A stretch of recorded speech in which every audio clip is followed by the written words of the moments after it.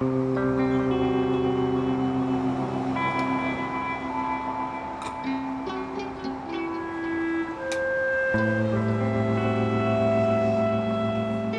first time I walked through the door, I was like, where the hell am I? This makes no sense. Like, am I in a Moroccan restaurant? Am I in a Mexican restaurant? A lot of friends who tell me, what is Casablanca? It's like White House. No, it's like Casablanca, like the movie. They're like, there's no correlation. Rick never lived in Venice. He didn't like Mexican food.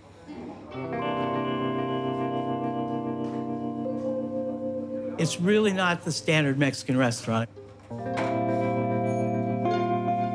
It's intriguing. It's like, I don't understand it, but I like it. It's a wonderful place to nurture friendship. The first time I came into Casablanca, I just remember being this kid in like full amazement of this whole experience, especially the statue. There's no place like this.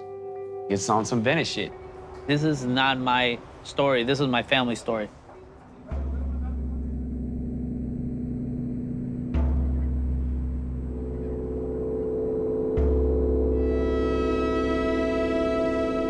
With the coronavirus spreading in the U.S., there are growing concerns about potential shortages of life-saving drugs and medical equipment. Governor Gavin Newsom called for all bars and nightclubs to close statewide and no more dining inside restaurants in L.A. Again, L.A. County set to shut down all dining at restaurants, bars, and breweries this week. I was here at the restaurant. It was Sunday, literally getting a call, and it was like they just shut down everything.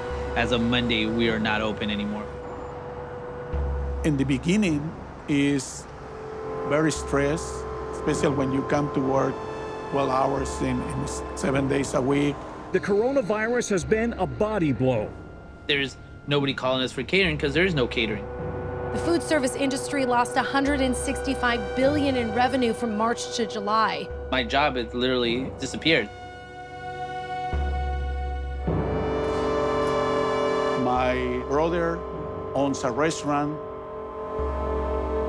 My sisters owns a restaurant. My half brothers owns restaurants.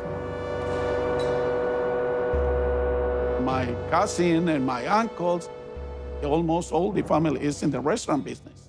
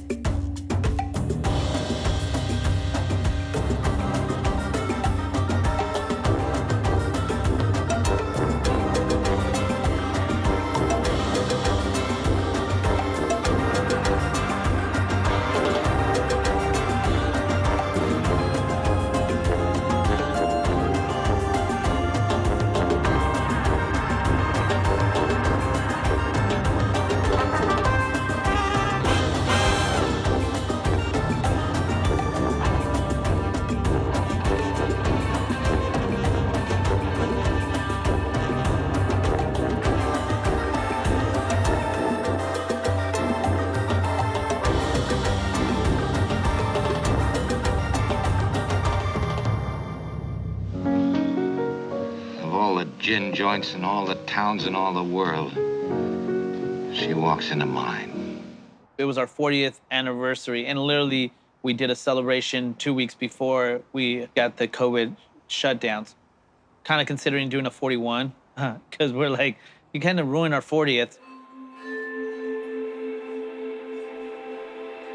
If you're eating Mexican food on the west side of Los Angeles, there is a good chance it came from the Haro family. Carlos Haro Laso, with the help of his second wife Nina, opened La Cabana in 1963 on the corner of Lincoln Boulevard and Rose Avenue in Venice, California.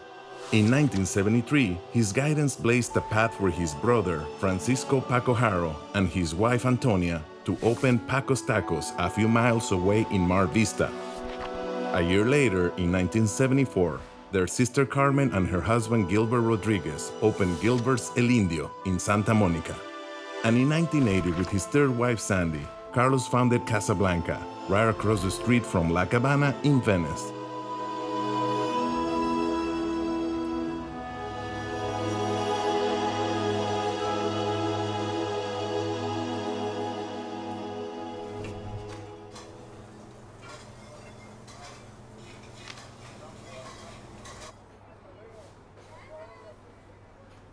My father no wants to everybody involved in the restaurant business. He wants lawyers, doctors.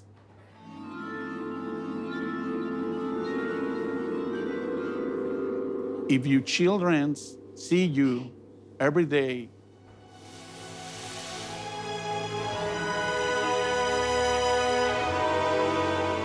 the passion about the food, about everything, sooner or later. All of us kids, pretty much in all of the families, work in the restaurants.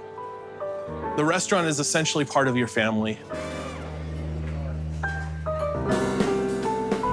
Our culture of being Latino, everything wasn't given to you. So you better struggle, and it wasn't gonna be easy.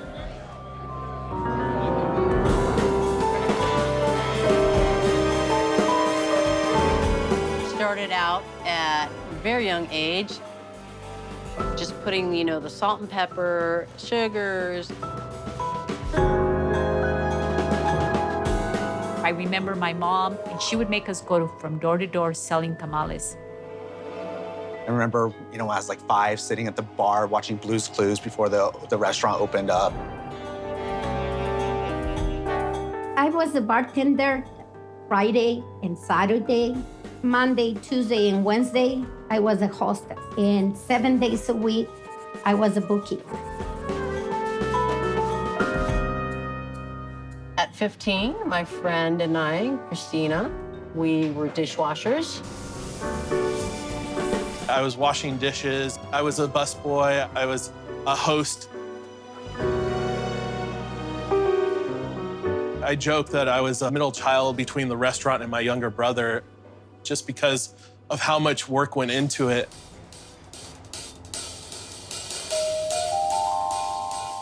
I'm a criminal defense attorney. I went to UCLA, but I made my money as a waiter also at La Cabana. It is always there crying for attention. Something's almost always going wrong. The guy didn't show up, you're gonna work. Guy had plans. You don't belong to yourself anymore. You belong to the business. You had to be here, it was part of you. Working school nights, weekends, missing out on football games and events at school. Sure, they enjoyed life, but they also drank. These men would start drinking at 9 o'clock in the morning and still be standing and working, and you couldn't tell that they were drunk at 12 o'clock at night. And this was at daily basis.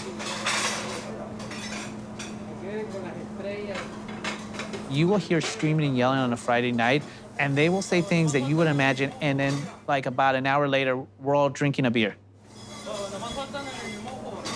It's called family because that's how you feel about it.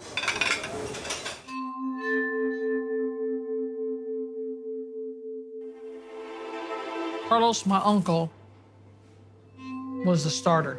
Every time that I talk about him, She it's loves so him so hard. much. Yeah, it's been a lot of years. This is his first set of baby, and then Alice and Charlie are his last babies. Come here, One of his first sons is Carlos Sr., the owner now of Casablanca. He had a son, he named him Carlos also. Which Carlos are you talking about? When explaining them, I say this is my cousin, Carlitos. And his dad is my cousin, Carlos. And Carlos's dad is my Uncle Carlos. So Carlitos, Carlos, and Uncle Carlos, and then there's a Charlie, that's Carlos, and a couple other Carloses out there. My uncle's about to have another child. My mom said to him, I'll give you $1,000 if you don't call him Carlos. Well, what did he do? He didn't call him Carlos, took the $1,000 and named the son of a gun Charlie. I am the son of Carlos, who founded the restaurant. The brother of Carlos, who's currently the owner, and the uncle of Carlitos, who is like kind of the day-to-day manager of the restaurant. There's a 42-year gap between me and my brother Carlos. It was always a little bit strange being the whitest person in the room. And sometimes some of my nieces and nephews would be like, who's the white guy? For a lot of years, I didn't see him. We used to live in Sonora, Mexico, with my mom. He was with so many different women and had so many different children. My brother Enrique, when I met him, I didn't know that I had a brother because my father had children before. I met them one day and I thought, oh my gosh, you are so good looking. And I said, you gotta meet my brother to all my little friends. That's kind of like how it was back then in Mexico. La familia grande, it's like that's your main family. You have la familia pequeña, as you have your mistress and you have children. Look at my father. See, he was always smoking. He never kissed us. Let me give you a kiss. No. I don't like kisses. They say, Dad, I didn't grow up with you and I need a kiss. I want to know how it is to have a father. You have to learn how to kiss. He has a good heart. He was so good. But for some reason, he had a cold personality. Hunky Burger became a grandfather. That would be him. Have a cigarette, kind of say hi, bye, but it wasn't going to be a loving, like, grandpa hug. After many tries, finally, he kissed me. Since that day, he never stopped kissing.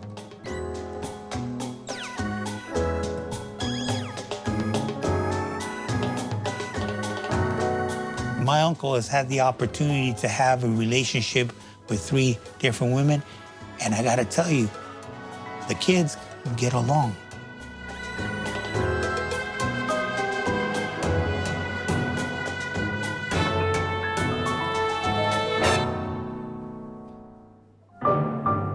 My name is Carlos Haro Jr. I born in Guadalajara, Jalisco, in Mexico, but I growing up in a border of the Arizona and Sonora in the town called Nogales. It's neither Mexico nor the USA. It's almost like a separate nation. My childhood is very nice because I have a lot of friends. This is before NAFTA. You didn't have all these American factories there. The only way you can make money is by either opening a business or working for the local bank, as a teller. In that era, it was you work, you provide, and that was it. His father used to make little figurines, a little head with eyes made of wood, and he used to make us go sell those.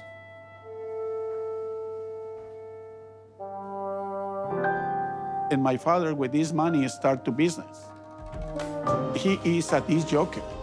His dad was more of a Renaissance man. My father owns a cabaret and nightclub.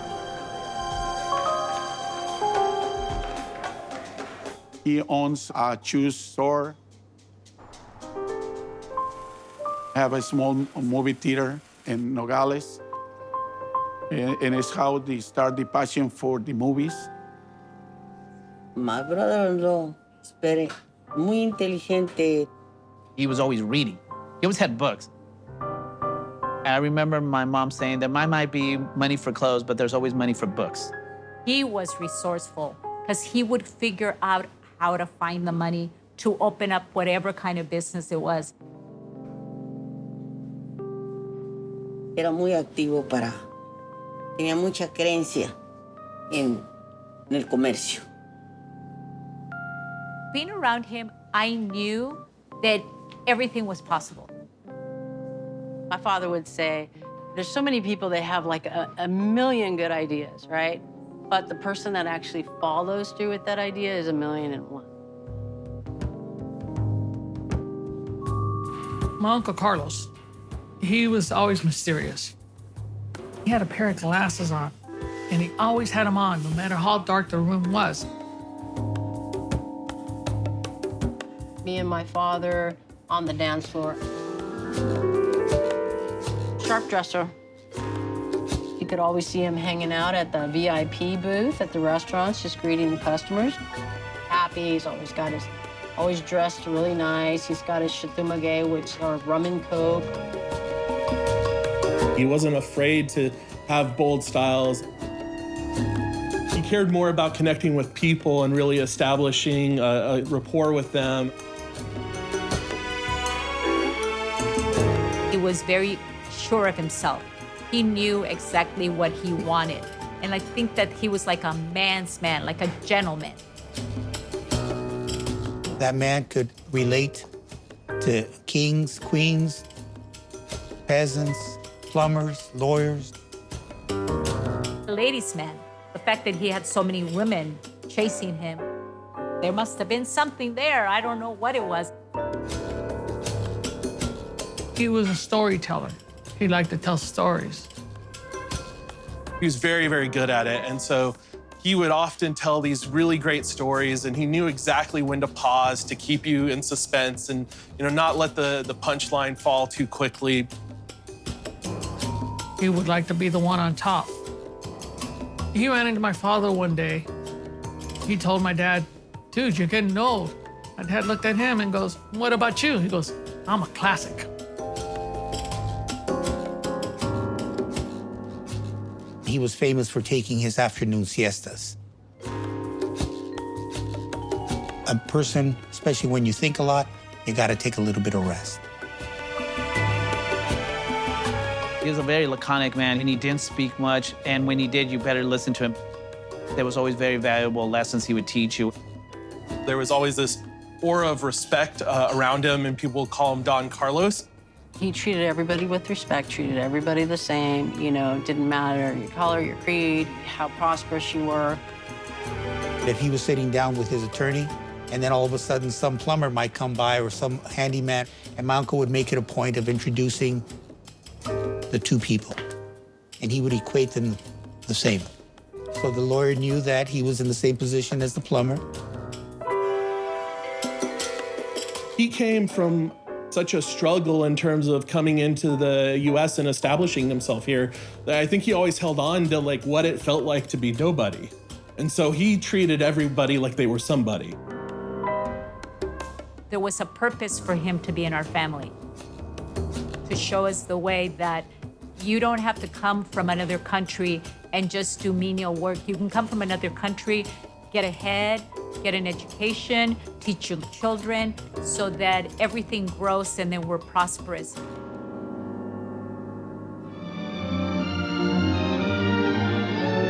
I think of my father as like the dreamer and the creative. And then you have my mother, who, with her intelligence and her drive, she created the machine. He became the public relations guy. People know him as Don Carlos. Very gregarious, meeting with the customers. My father had the vision, and my mother, was able to okay, what are the operations and how can we make this happen? My mother being behind the scenes, just running the day-to-day. This is a picture of my mother. She was a very beautiful woman. She graduated from Carnegie Mellon. I used to tell my mom, yeah, modicum blah, blah, yeah. She would laugh. Her favorite show was Jeopardy, so you couldn't call her at 7 o'clock. She could answer every question. I mean, just blows your mind. I mean, really intelligent. She loved to travel, just really loved life and lived it to the fullest. She had 2 children from a previous relationship, so she was a single mother, doing it all, super mom back then. He had met my mother. I guess they were in a bar, and she couldn't speak any Spanish. He couldn't speak any English. My father winked at her, and then maybe she went like this, like, let's eat. They ended up having dinner. She ended up speaking fluent Spanish. He ended up speaking fluent English. He became a citizen. He faced many odds as a Mexican immigrant coming into the US. No one would have ever bet on him.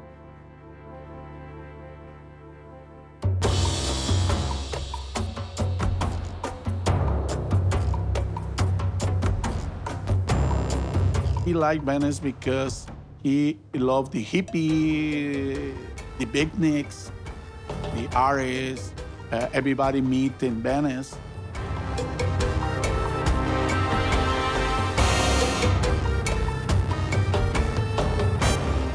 I grew up in Venice. Now you see it as a really cool area, but when I was growing up, it was kind of the area you didn't want to be in. Was not a very nice place. It was kind of run down and it was slummy, but it was beautiful because it belonged to us and we loved it that way and we didn't want it to change.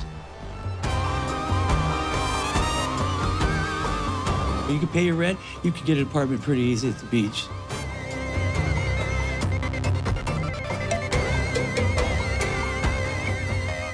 As a kid, we used to ride our bikes through what we consider old Venice, you know, down by Electric and down by Oakwood now.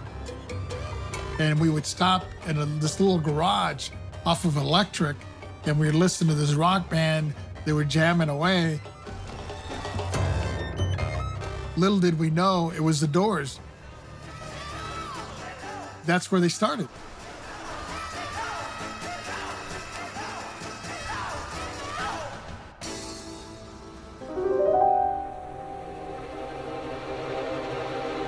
There was gangs around. They become so omnipresent that you don't even realize they're around. The worst gangs were in Venice. I remember those days you were a surfer, or you were a V13er, or you were a moto. I'm from Venice 13. I grew up gangbanging since like 94 all the way up to, you know, whenever. The V13ers were certainly a Mexican gang to be considered. You look at any culture, right? There's a good part and there's a bad part. That Irish-German kind of blood in us allowed us to go out and make some good friends. We always got to play sports, hang out together, and we had our places. We were taught to protect this place. Like Venice has a very punk, kind of like defy everything, fuck you, this shit belongs to us. That's what we were taught growing up. There was a time where you're like, you cannot go down roads at a certain time. It was scary. This is on some really racist shit, but you couldn't buy a house east of Lincoln if you were black. Anything west of Lincoln was like a war zone.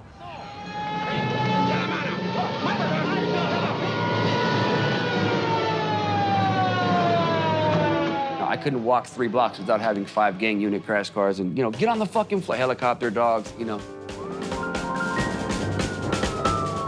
And I'm in cuffs. Why? Because I live here. Venice has always had its violence. I was watching Mannix. You hear screaming, yelling. Went back and into the alley, and there's a body. And you become just used to it. That's when you get scared, is it doesn't impact you anymore. It just is like, that is what Venice was. I used to wait on people who were heroin dealers. These guys would sit down. I'm 19 years old, young guy. And I'd see them. They take the balloons from out of their mouth, the containers where you put the sugars. They put them in there and then order their meal and stuff.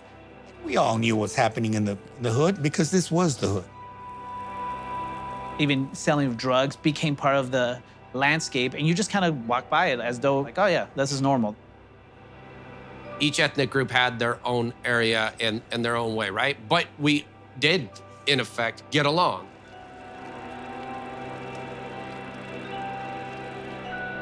Venice was about hustling because it was a place that you had to put the work in order, you know, to see the results.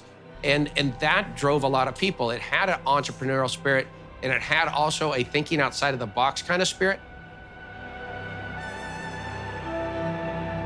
My father finds a small coffee shop in one part, and the other part is a body shop for the Beatles. Tom's Volkswagens had left the shop, and so it was an old garage, and my uncle redid the concrete floor. We got some wrought iron tables and wrought iron chairs, fixed it up beautifully. We sell tacos, burritos, and things in the back. At that time, I think the tacos were like 35 cents a taco. We go to the restaurant and kind of run around, and it was up a hill from the beach, so that was really neat. Location, location, location. This is what he said. But then my opinion is because it's not too much money to pick out a place. We lived in like a little one-room in Ensenada. The main room was where we would all put our blankets and pillows down at night. Tiny little kitchen with just a 2-burner and a tiny little bathroom. You have some money, you take the opportunity in your hands, you know? Who's got nothing? We got nothing. How much nothing? Too much nothing. Said nothing's not an awful lot, but knock on wood. I was 17 years old, and I get a telephone call from my dad, and he said, well, I want you to come and see me. I was helping him in his restaurant. He was my teacher. He always told me about the little secrets about business. Is no business around La Cabaña. It's only parking lots. And all these guys come with the cars around 2 o'clock or 1:30 and park to eat tacos and start to fight. He was very short, with a very hard personality, hard. The police know very well La Cabaña. Beautifully lit at night. We've been at this location since 1963, really the only location.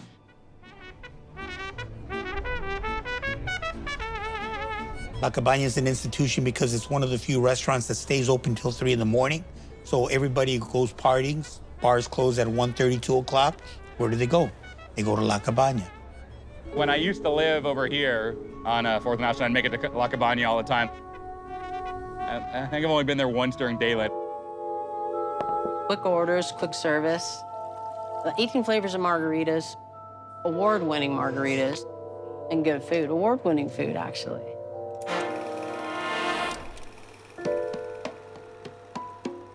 So the story goes, my grandfather had La Cabaña across the street. He would come here because he wanted to hide from his family. To drink his last drink before his siesta. And this was an English pub. He would flirt with the bartender. The more he went and spent time there, the closer and closer they got. I think the age is 50 in the time, and the bartender's 25. She also had that entrepreneurial spirit.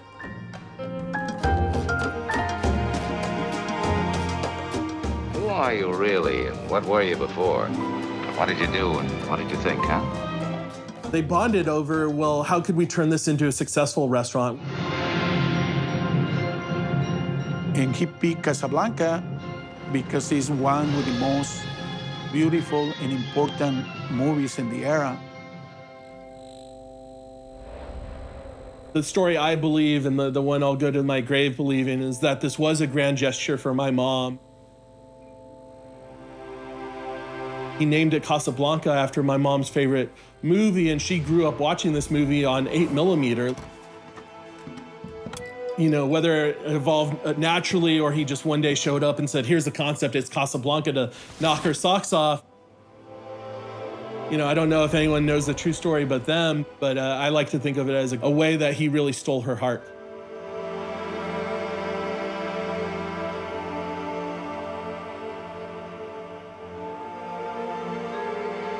Casablanca is almost a perfect film, if not a perfect film. It just clicks, just like a railroad train going down the tracks. It takes you from one moment Who's looking at you, kid? to another moment. But what about us? We'll always have Paris. One wisecrack. Germans will be here pretty soon now, and they'll come looking for you. And don't forget, there's a price on your head. And I left a note in my apartment. They'll know where to find me. To another wisecrack. You know, this place will never be the same without you, Ricky. Yes, I know what you mean, but I've already spoken to Ferrari. You'll still win at roulette. To the hero crying at the table. Before there was Quarantino dialogue, this was the greatest dialogue ever. But I'd like to buy your cafe. It's not for sale. Haven't heard my offer. It's not for sale at any price. What do you want for Sam? I don't buy or sell human beings. Too bad that's Casablanca's leading commodity. It still speaks to us today. And unfortunately, in this day and age, it speaks to us about despots and autocrats. I think the cool thing about Casablanca, where it reflects Venice, is Arrêtez, je vous en prie. Je vous en prie, arrêtez. all kinds are coming in here.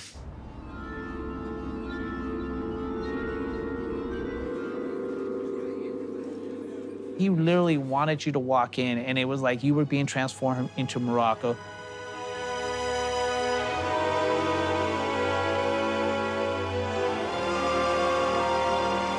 He would see the movies, and he would go, I need the arcs to look like the ones at Rick.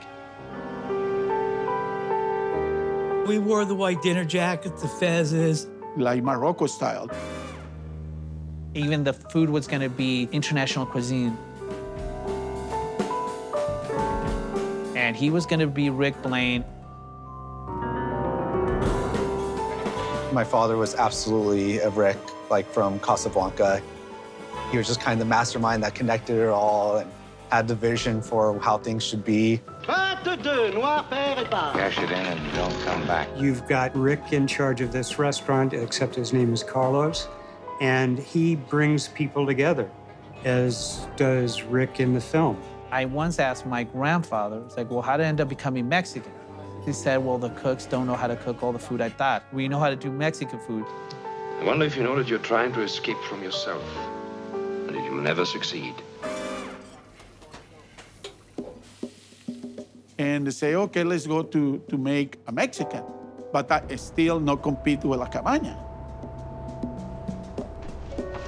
No change too much, but try to do something different, you know? Let's bring dishes with nobody knows, but it's a Mexican. And it's how it started with calamari.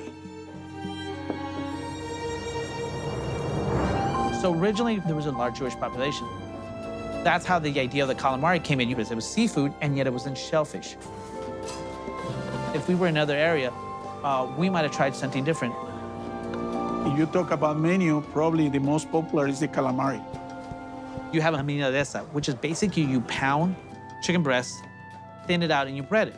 If you could get the same concept with a calamari. Very tender, it's not fishy. My grandfather would work like a mad scientist and just pound it and pound it. You need to find the right calamari, because some calamari, when you cook, roll like taco. It's actually kind of added a dimension to our culture, because everybody just kind of thinks is the Chicanos and Latinos that open up businesses, it's always the traditional Mexican food. But then it branches out into that Casablanca menu flair. The menu was more on the high end in terms of prices. Casablanca was where you would go when you had low cash, because there was more of a dining experience. It used to be very elegant. Every table was, tablecloth. All our steaks were hand cut from filet mignon.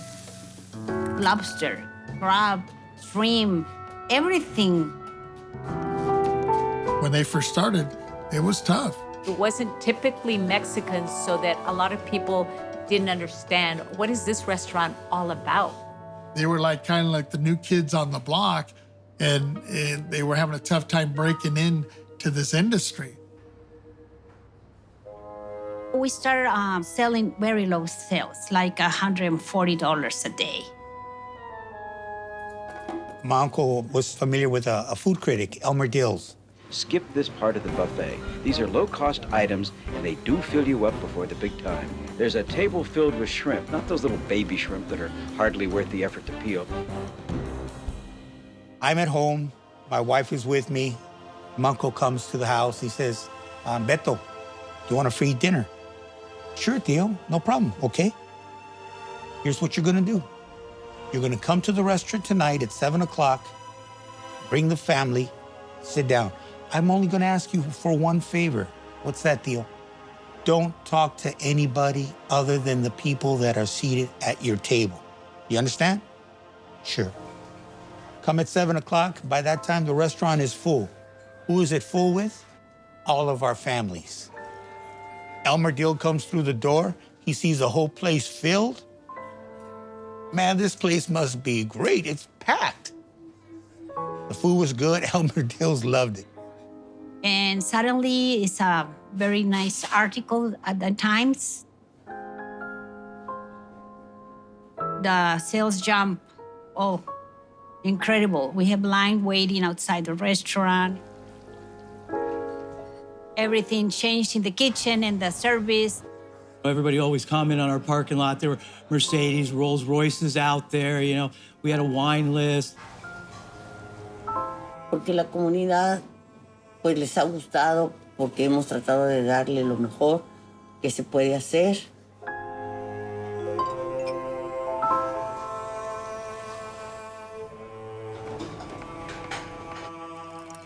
We grow fast, very fast.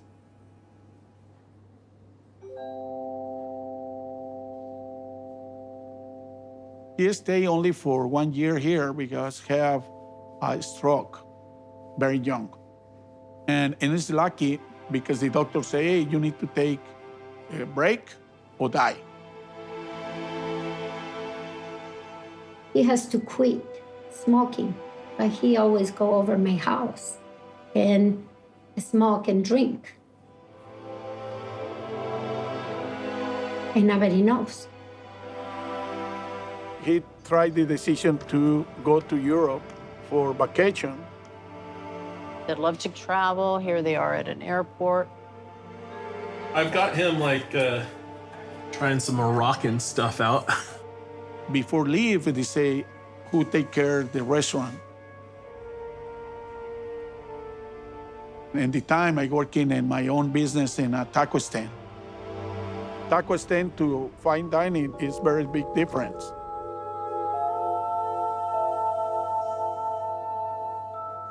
Probably you know are the person to handle the restaurant because you don't have the experience. Say, give me opportunity. And say, okay, let's go. And it's how it started here in Casablanca. Carlos is good boy. This is the reason maybe the father eligió al muchacho para que estuviera aquí en Casablanca, que se hiciera el cargo de ella. My father, one with the times where I sit with him, tell me what is the most important things to make success in the restaurant.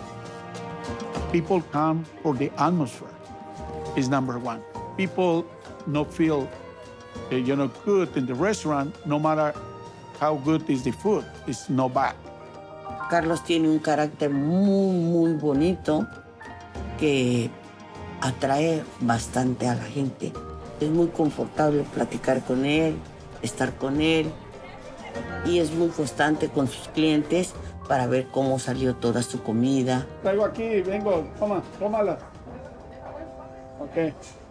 Carlos has always attempted to follow his father's lead in making Casablanca something different. And as you can see from the motif and the things that are in here, Carlos has improved on it. Very proud, and I think I make very good feel. My dad kind of took it to another level and getting archival stuff and real artifacts from the movie. Probably not look like Casablanca exactly, but I think the feelings where I project myself and the people and my family and the people feeling.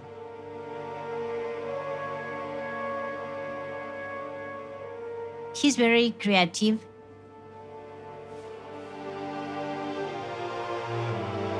Oh man, this place is chaotic and it's super quirky. Just kind of don't even know what to think other than it's just like a total vibe in there. I think the movie industry and the movies is the most important cultural thing for the United States.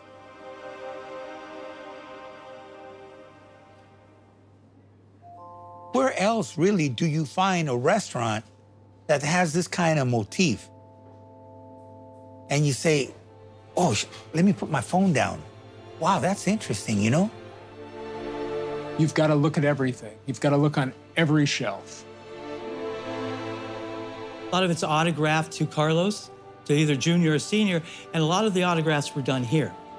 There's a copy of the script that's over here, I was hanging on the wall, and there's a picture of them autographing the script over in the booth over here. Most of the different pieces people bring me and they say, I want you keep here because I don't want to stay in my garage and I don't want to sell to people who never know about this because I care about the movie. Everywhere you look, whether it be a matchbook, an autograph, a roll of film, it all means something to the industry.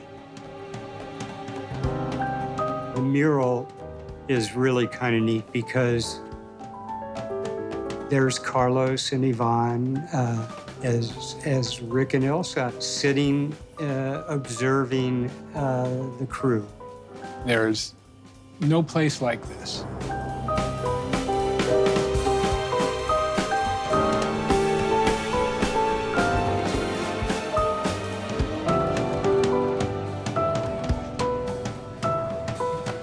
People come to Casablanca, I think, because the food is wonderful, the owner is so handsome, but it's not. The people come for the flour tortillas.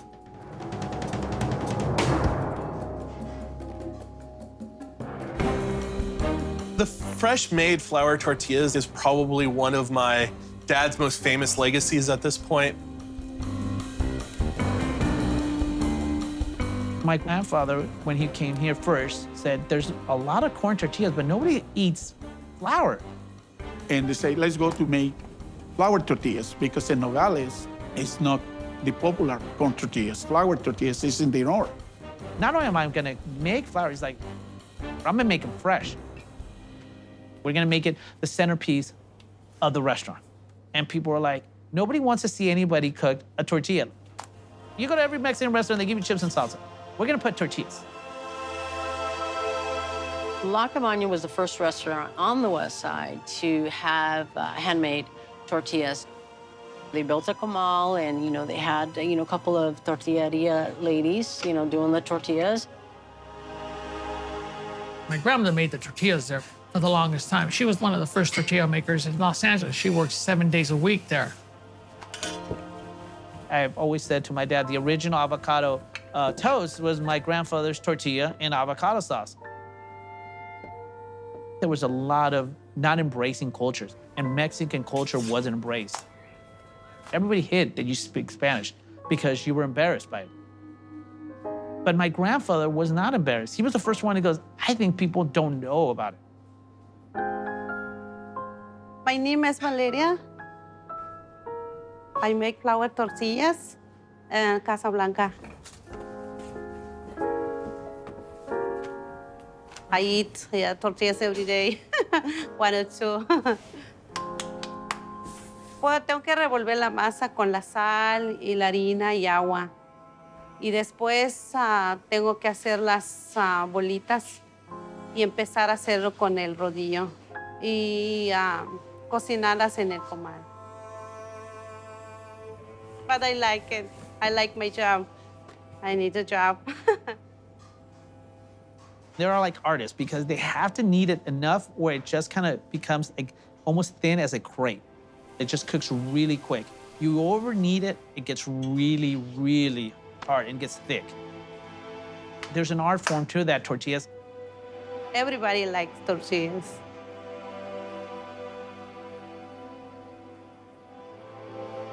Every waiter will tell you the young man or young lady or older lady who will get a purse and be kind of like sneaking tortillas and be like, oh, I'm already done. Can I get another one? And you're like, how many tortillas do you have in that purse? It's like a potato chip. You can't eat one, you have to eat all of it. I've had people come in like, I like to order 4 dozen. And they can only make a certain amount of tortillas per day. It's the hands. I like flour tortillas, and these are the best flour tortillas I've ever had.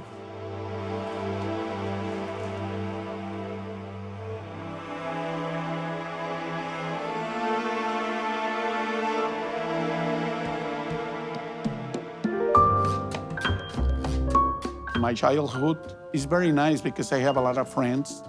Today, the children is alone because play a lot of technology. Before, for have fun, you need to enjoy your neighborhood with your friends and still have the same friends after 65 years.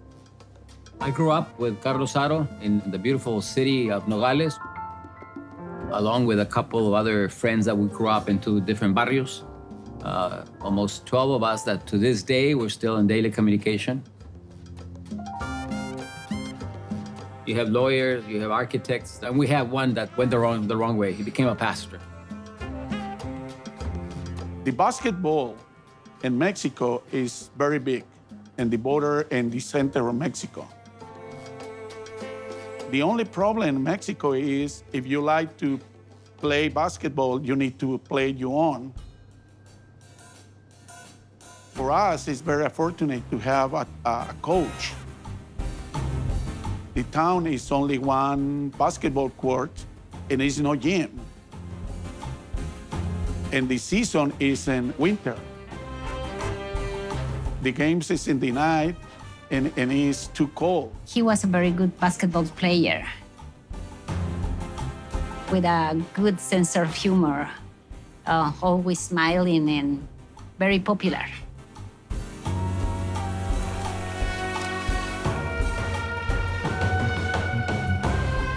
My friends and I like to watch the games. And I feel like this is a very good man, a very good guy.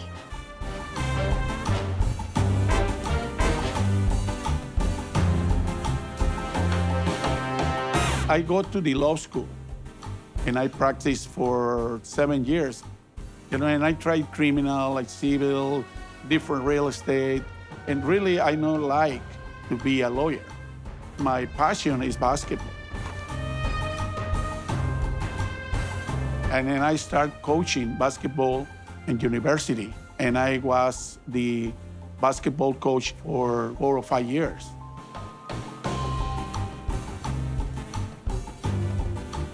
I got to learn some system in Capellan Junior College. When I called to university, they say, no, the program canceled.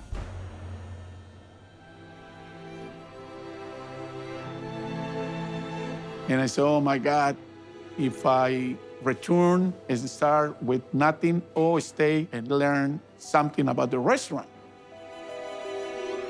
My father is very mad with me because he put a lot of effort to make a lawyer, and now he start to wash dishes and busboy and clean the restaurant. And I think his 4 years is very disappointment.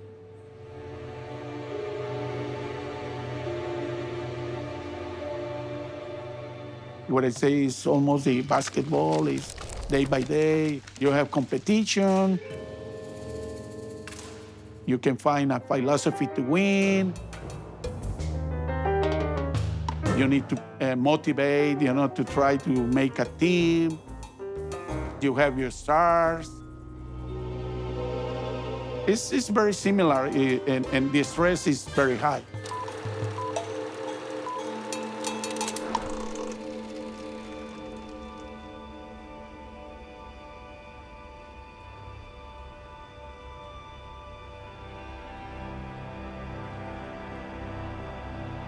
It was fine dining all the way until about 1992. The middle class in Venice was built on the aerospace industry. Growing up, everybody worked at Douglas Aircraft, that 2-story building with the whole length of the airport on Ocean Park. When the Berlin Wall came down, a lot of the contracts went away. Difficult times during the recession. The economy, everything goes down. It's the worst era for me too. You know, I think it's my problem. I can sleep.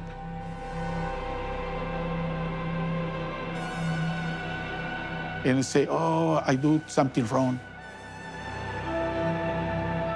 And I start to depress. And I say, oh, I know when I go to Casablanca. And I work in only 2 hours, 3 hours, when normally I work in 12, 14 hours. And I start to come down, down, down, down, down. It was the first time I realized, wow, this is really like economically really affecting us. More than the limits financially was my father's and my mother's strain that you could tell on their face. Going to work was going to be a dread, trying to figure out how to make it through the week. Not all the times are good. Sometimes you feel like you are in the higher level and then you go down. And everybody say, hey, let's go to bankruptcy. And one night, I just say, hey, you know, I close the restaurant tomorrow.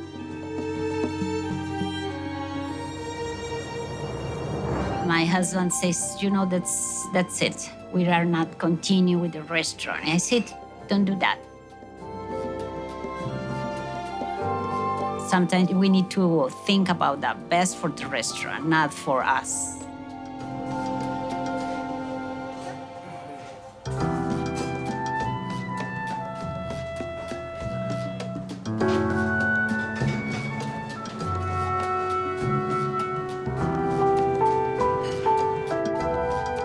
Well, survive because we have a very good people who help us and have patience and start with us in the goods and the bads.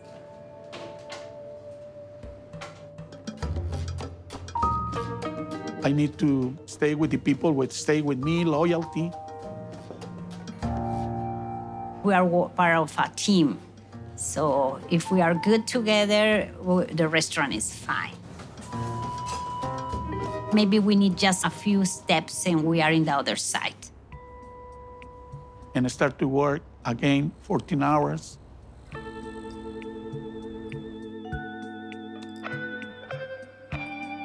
To change things. And it was very hard for him to change because he had this vision that he had for, at that time, 12 years. The only good thing with this situation, you try to find the best thing what you can do in bad situation.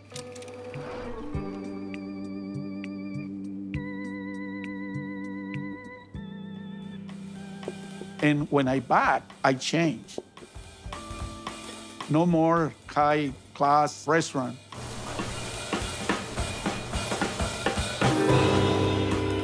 And his first idea was create a cabaret night. And he decided we're gonna have it here. Brazilian music, Moroccan music, flamenco dancers,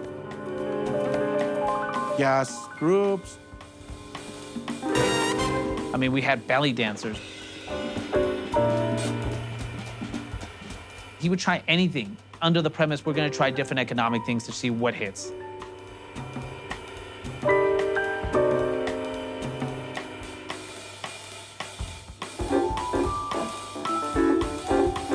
And because I can sleep, I start to write. In the 80s, it's very popular to go to the theater and have the dinners and have plays. They say, hey, why I not make my plays? And he decided to write the sequel to Casablanca. What happened to the kids? I've been in news, and when I was hosting an international show in Miami, I was live in 17 countries. He calls me and he goes, hey, we're gonna make a play in Casablanca.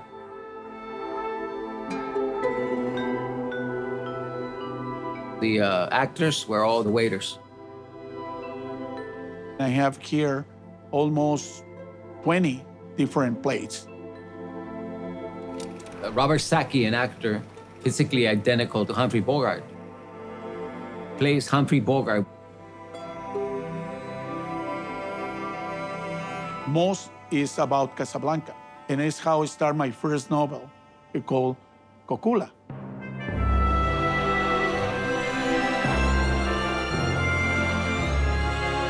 I wrote the prologue on that, and I presented the book at the National Museum of Science and History at USC. After this, I wrote Tequila and later Veracruz. My father is a person like my grandfather, who the restaurant was just something to do all the creative things that he wanted to do. I changed, okay, I go to tequila. And I start to invest in the tequila bar. You see in the movies with Humphrey Bogart and you have the ladies with the cigarettes? Well, they got the guy with the margarita cars. Greatest idea. I said, man, how do you come up with these things? I thought it was the dumbest, doltishest idea I've ever had. I was like, this is never gonna work. I mean, it wasn't just me. The waiters would look at me like, is he really serious? People love seeing you roll up the table. Chip is a legend. I go by Chip, real name's Kurt. Grew up down the block. I was here for 8 years putting myself through college.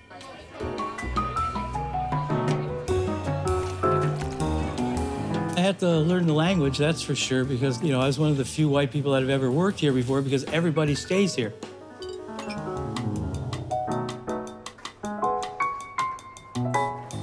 I got my accounting degree from Loyola Marymount.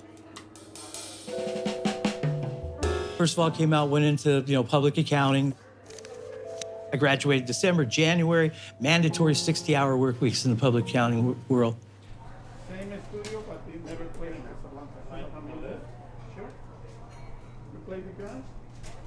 I just got a real bad taste in my mouth for it, so I took a little time off and then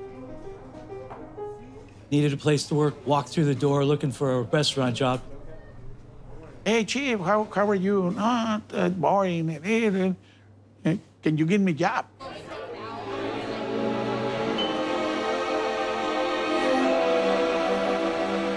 And I say, Chief, I don't have any waiter position open, but I have the car position. You want to try your luck at the cart? And I'm sure.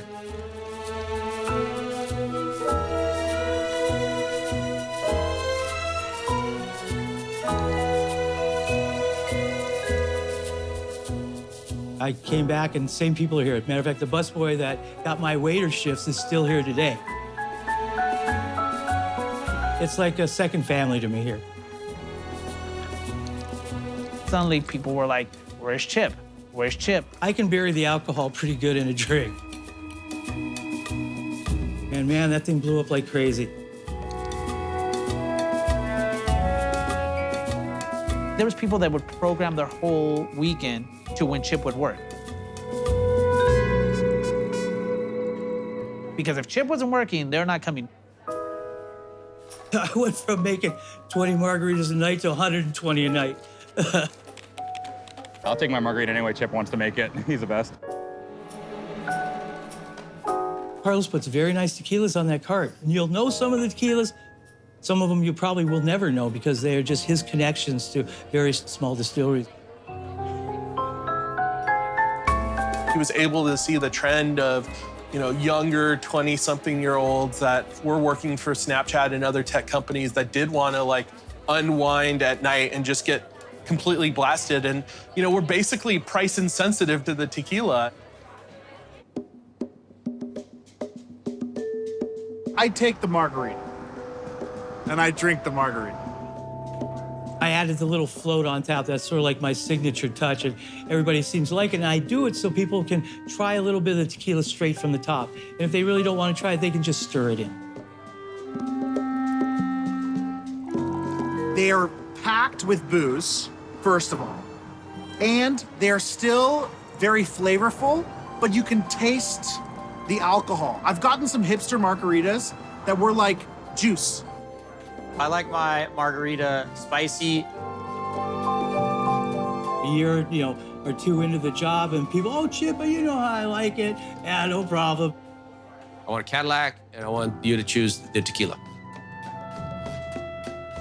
The tequila, I usually will ask Chip kind of what he recommends that day.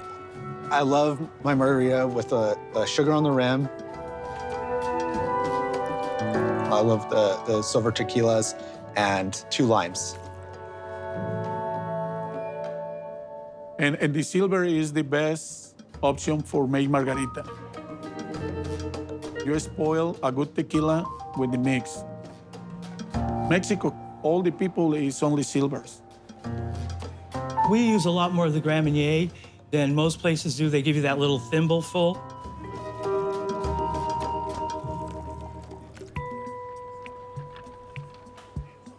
I'm getting older now, so all the sugar and syrup I try to stay away from. I just drink the white tequila with the, skinny margarita.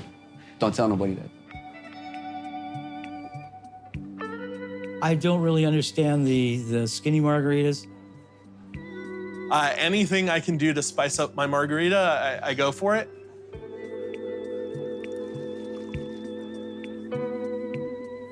Do you need it more sweet, more sour? I can adjust margaritas too. I call them repairing margaritas. I warn them right off the bat how strong they are because you can't really taste the alcohol in them very much. Silver Cadillac with the more booze on top. The Venice challenge, it was come in and drink 3 of my margaritas and walk out.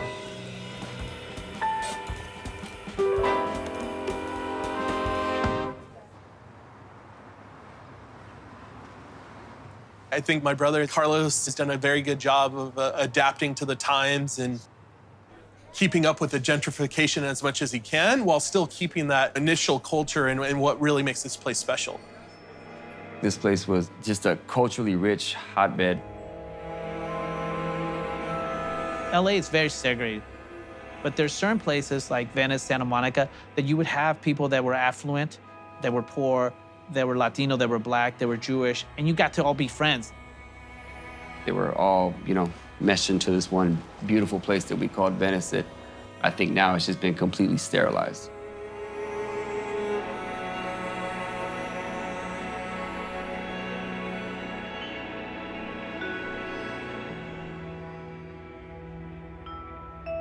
Back in the 70s and even the 60s, all those folks that lived just south of here and west of Lincoln were all renters.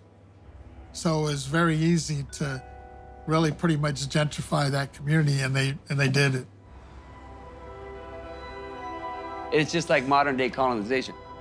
They're not smart enough, strong enough, they don't have enough money. Let's just fucking bully them out of there. Let's gangster their land from them, and let's make a ton of money off of it. And we don't care who is affected in the process. It's the American way. A lot of new people that have come to reside in Venice.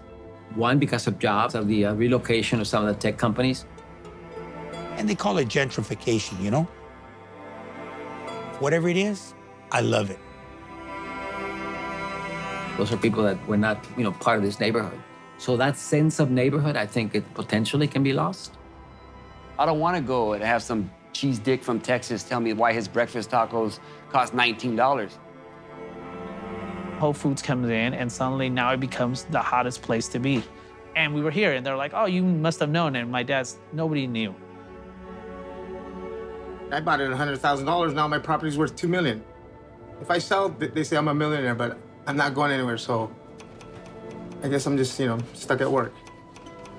You could rent a house on the canals back then, in the 1980s, for about maybe $800 a month. You try renting a house right there now, it's about $15,000 a month. You got some huge palaces in there that people don't even know they exist because they shield it up with these hedges and they take over 2 or 3 lots. The whole greater Los Angeles area, San Fernando Valley, San Gabriel Valley, Everybody's being pushed out farther, farther, farther, farther, farther.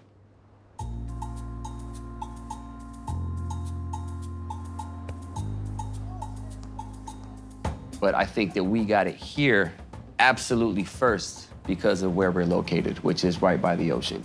And we were the last ghetto by the sea.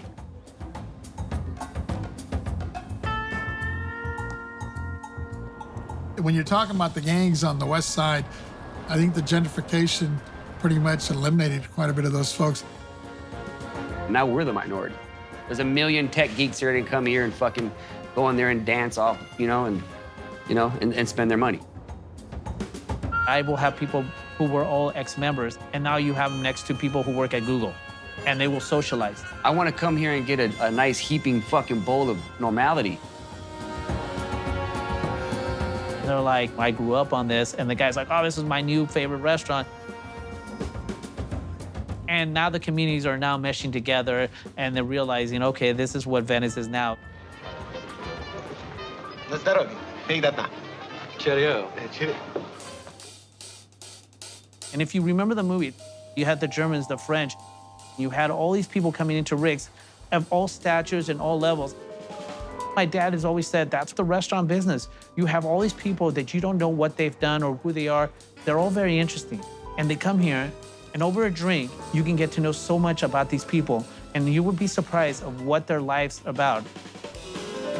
And so it reminds us of the kind of place Venice was.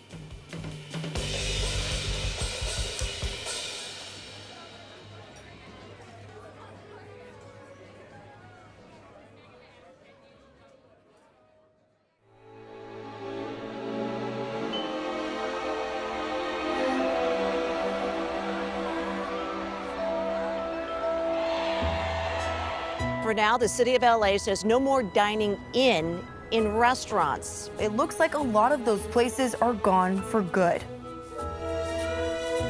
At the beginning was the worst part because I think we are not able to open. And then I said, supposing you brought the light inside the body, which you can do, either through the skin or... We are afraid of the COVID. When I am very bad situation, I remember Rocky Balboa and Rocky 5, I think. And he fight in the last sea, and he count, and stand up and say, one more round.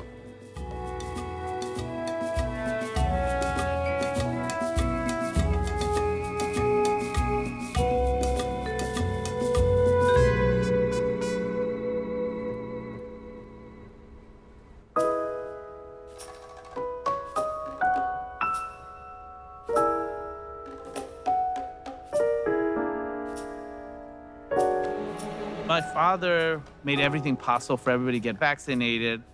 Each of us has a destiny, for good or for evil. So literally put a computer out and said, whoever wants to get vaccinated, I will make the appointments for you guys and their families. Like, do you have a husband? Like, bring him in.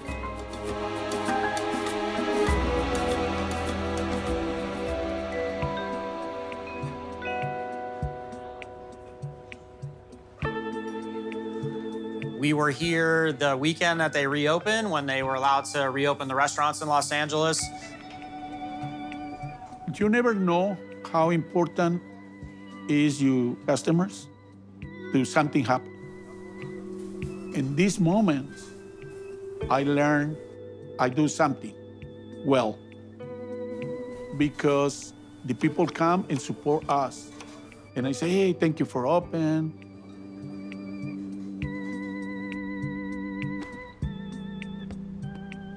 I remember the first time we were closed for 2 weeks. We came back and opened for to-goes. And there was a rush of people coming back. And they're like, oh my God, thank you, you're not closed.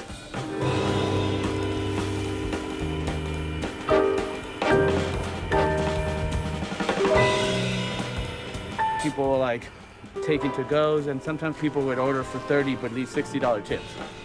So it was a lot of just trying to like help us and just the employees and the whole thing, and just making sure that that restaurant stayed in the community.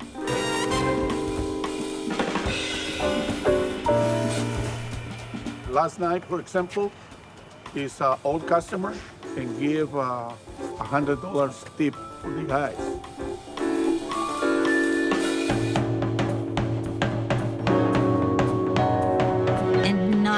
we start thinking about how can we do the best part for the restaurant, taking care about our customers, our employees.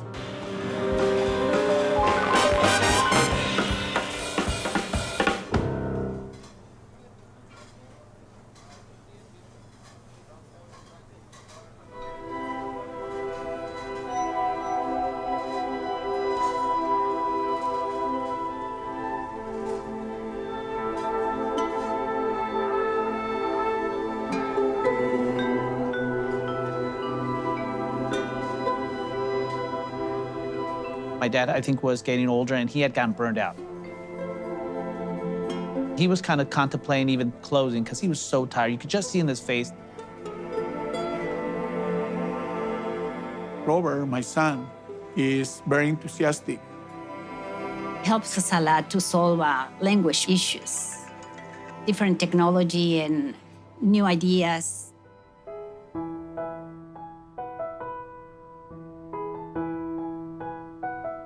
My dad is Carlos Haro Laso. He's a very strong man and loyal. He also helps us with the furniture. When my dad took me to a chess club, I beat a person 2 times in a row. So later on, he started taking me to different ones. So it was a bonding time where we could actually play chess together.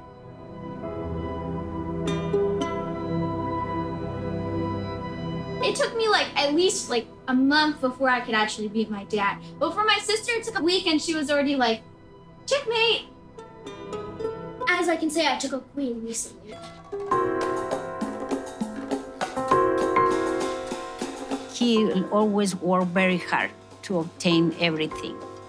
Some peanut butter cookies, brownie, cupcake, biscuits. I'm asking you from the top grade. I always tease him. I always tell him you look like a Mexican Urkel growing up. He's a great kid. He was on his game in the classroom. He could talk. He was always very persuasive. Sometimes he start wake up around 3, 4 o'clock to start homeworks because it was involved about a lot of sports. So we always call him things to do because my whole life he had always had a notebook with things to do. One of them dudes is I got things to do. I got things to do. We just always call them things to do, Quirky dude, man. Just very witty and very funny. Because my dad was a basketball coach, and that was the first thing he would spend time with me. So I wanted to play basketball. Later on, I realized that was too short. I was going to be the next anchor at ESPN. And I was going to avoid the restaurant as much as possible. I'm never going to go back to a restaurant. I graduated from UC Santa Barbara, and I got a job working for Showtime Boxing, NPR, and I was going to all the fights, doing translation. He started working with a company. Salary was not very high. Sports pays very little, so I was struggling, and I did what came natural. It was oh, you know what? When I'm not working, I should go work as a waiter.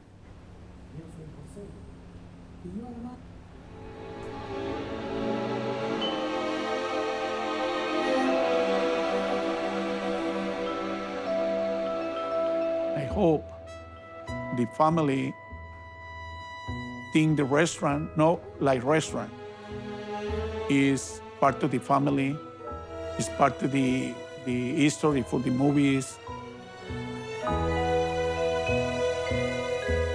What I love, what my father loved, what my mom loved. And I hope understand how important it is to keep alive. We offered more, stay here and start help us with the restaurant business.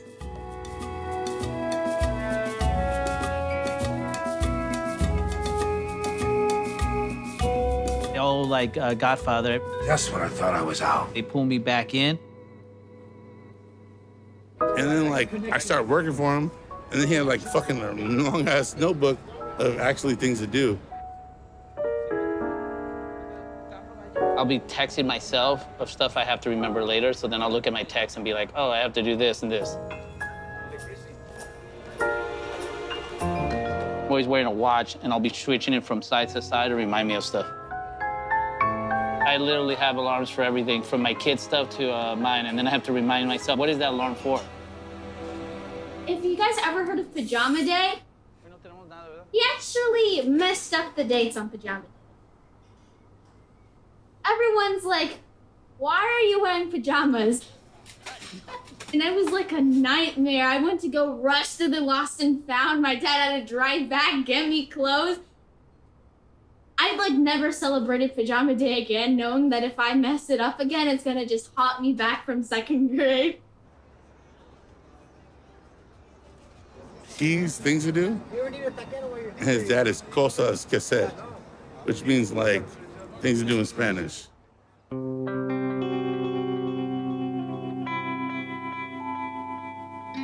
Recently, my father would joke around and he would always say, remember, you are Carlos Haro II. You're still trying to maintain the legacy, his name, and all that comes with it. But at the end, it is my father who is the credited, my grandfather, and you're just trying to maintain it.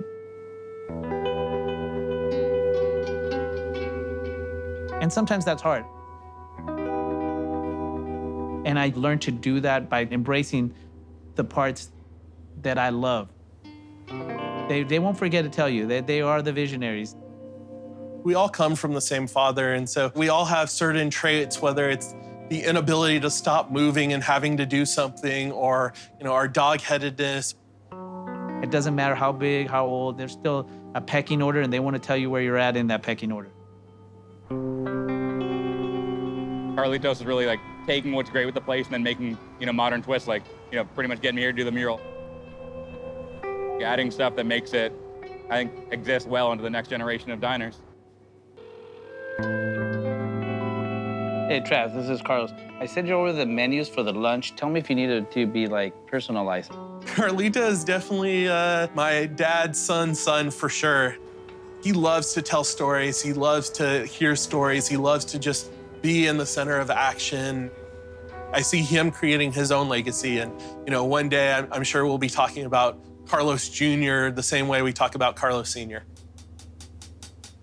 My father, after he came to Europe, he no wants people around, but the family go to looking for him all the time. Brothers, my uncles, let's go with your father. He wants to stay alone because he wants to read, drink a little bit. We have a very deep conversation that maybe that nobody knows about this. We were in my house and he told me, well, I don't feel good. I want you to promise something. And I say, yeah, if I get very, very sick, I don't want anybody to see me. Yeah, I promise. Even towards the final days, we had this vision of creating a taco and churro shop next to the local high school. My mom was telling him, no, Carlos, you need to calm down, retire. He actually ended up taking a bus to Tijuana, Mexico, finding a supplier that could sell churro-making devices. This is not when he should have been riding a bus.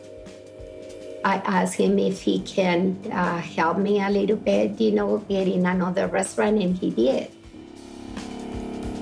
My mother was working at La Cabana.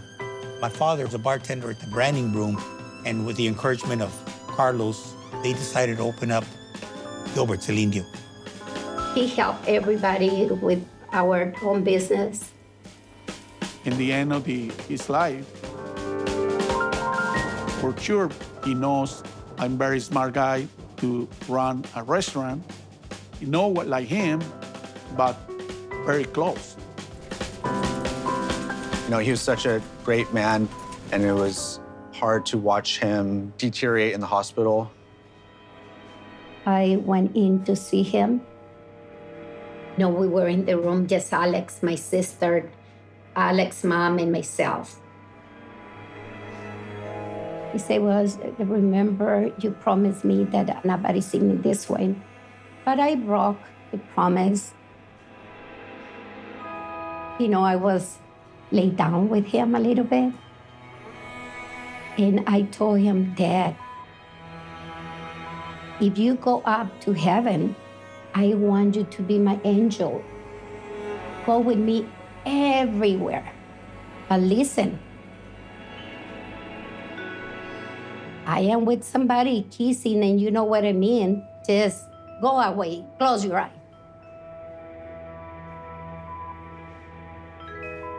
They're gonna disconnect him. And we start praying, and he died. He passed away on Cinco de Mayo with his family all around him, praying, and he just kind of let go.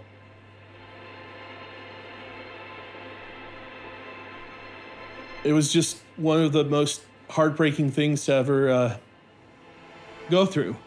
Because, I mean, he was just there. You pour your life into it, and you really are working nonstop to make this thing a reality, but the paycheck is never all that great. There are times it's all right, and you can make a living and support a family, but it's very hard to get wealthy off of a restaurant, and so it's kind of your just forever job. And so I got to see my dad work until his very last days.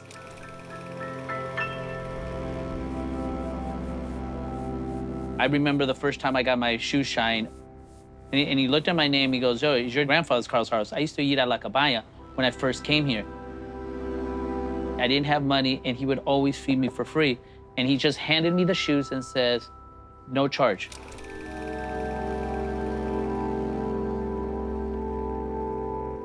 Your grandfather took care of me as a child, and now I'm taking care of his grandchild.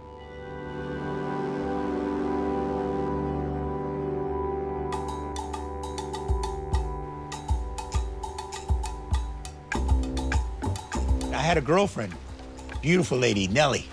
And one time I said, well, let's go to eat. And she says, where are we going? I said, well, we're going to my uncle's.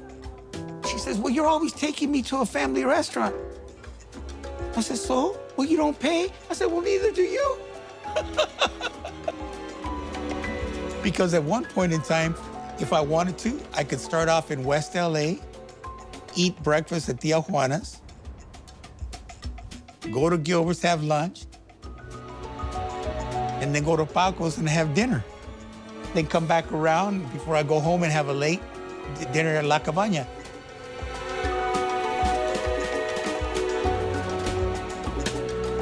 Well, you know, I think Casablanca, La Cabana, you have Paco's Tacos, Gilbert's and Indio. They're all family related. I think they all were able to survive primarily because they all have a pretty good network with the community. And then that's my brother Ricardo, and this is just a neighbor, and this is a cousin. And even though the community has changed drastically, and because each one, respectively, has always done their fair share to give back to the community, and in the return, the community has been very supportive of them.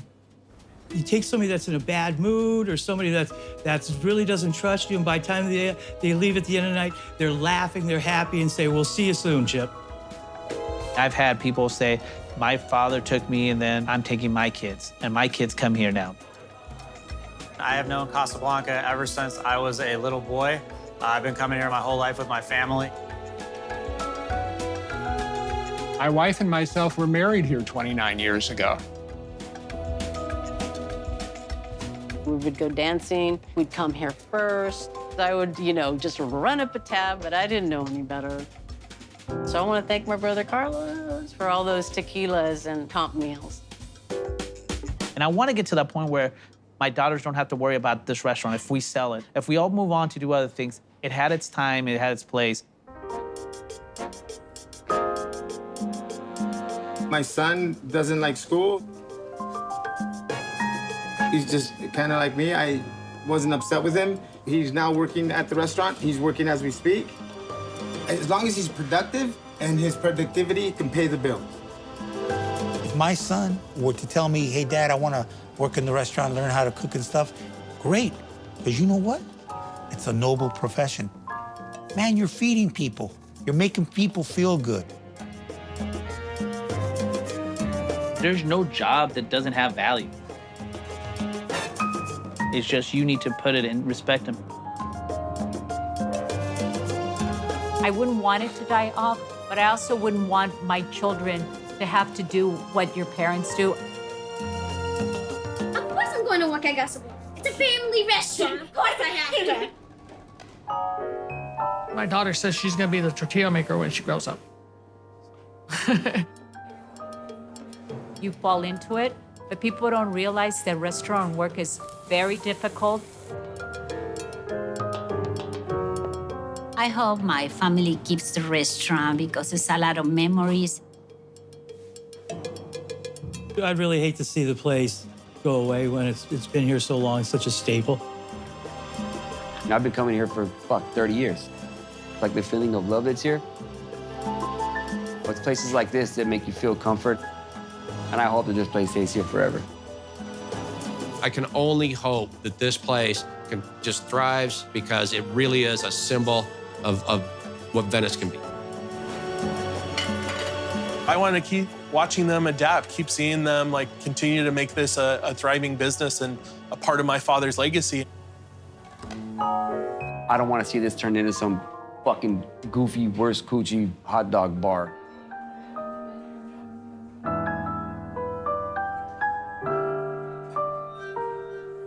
I would kind of want to see how long we could take this, and what we can do with it. It's been 40 years now, but hopefully there's another 40 in it.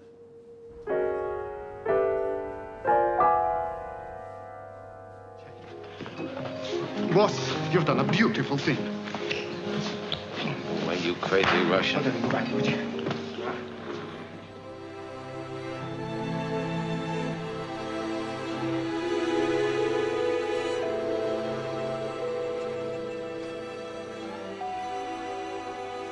In the beginning, like any family who's struggling, I think there's a lot of competition. My grandfather had 7 kids because he had 4 in Mexico and 3 here. They may have had fights, but at the end of the day, they could always count on each other. They loved each other. So now we all have grown up. We all came to the kind of come to Jesus moment. We're all like, hey, we're all family. And there's enough to go around.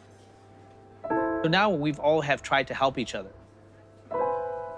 You think you are alone, nobody cares about you. If people care about other people. The restaurants that we have now, they're landmarks, and they're very successful. Just to kind of be a part of that, I feel very honored. We are doing good. I'm happy because our customers are very loyal and still comes here. I'm just so grateful that this place still stands. And it is that place that still holds us together.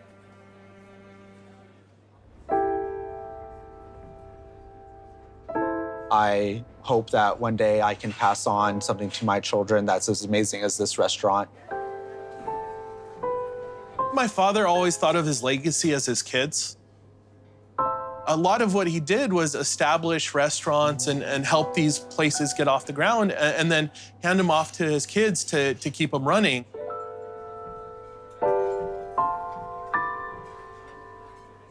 If some of the legacies stays around, I think that would be what I would appreciate most, that everybody else knows what my family did, specifically my father. And that's one of the things that I think that the family has taught us. When people come to your restaurant, it's their restaurant. I mentioned that I wanted to be a brain surgeon when I grow up. Also, I want to follow the footsteps of my grandfather.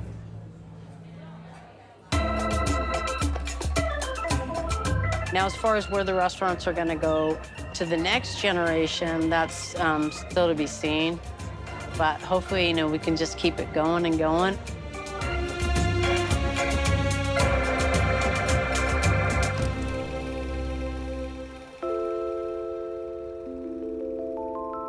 And I don't come to Casablanca very often, but when I do, I have that feeling of his presence. He'll be very proud of everybody, very happy. But don't expect that he's gonna show. Louis, I think this is the beginning of a beautiful friendship.